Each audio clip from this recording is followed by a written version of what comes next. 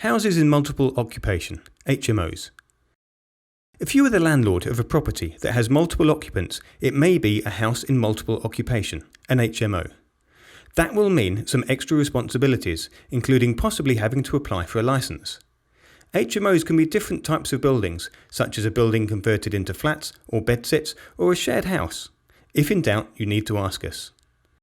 If there are 3 or more people from 2 or more households that share cooking or bathroom facilities, your property is probably an HMO. A household could be a single person, a couple living together, or people related to each other, including grandparents or aunts and uncles. As a landlord of an HMO, you have a responsibility to make sure your property is safe and well managed. You'll find checklists and a landlord's manual on our website to help you with this. Management regulations apply to all HMOs. In addition, if your property is an HMO, then you may also need a license. There are 2 situations when an HMO must be licensed.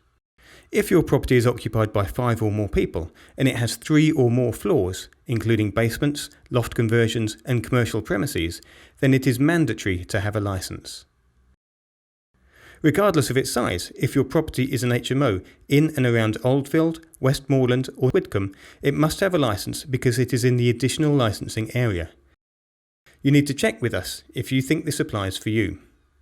Licenses cost from around £700 and the licensing process usually takes around 12 weeks. Licenses last for up to 5 years and may have to be renewed. You can carry on renting your property while you apply for a license. And if you already have tenants in an HMO that needs a license, you should apply for one immediately.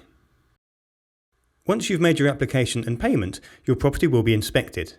You will then, if necessary, be provided with a list of work to be completed within a given timescale. Commonly, the work schedule may cover things such as fire alarms, handrails, and upgrading doors. You will also need to provide gas, electrical, and energy performance certificates.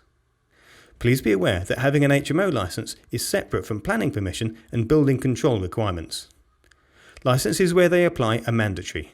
There are severe penalties for not getting a licence, including prosecution. We understand that if you're new to HMOs, that it can seem complicated, but we're here to guide you through the process, to help you find out if you need a licence or not, and if you do, to help you through the inspection and completing the schedule of work to ensure your property meets the minimum legal standards.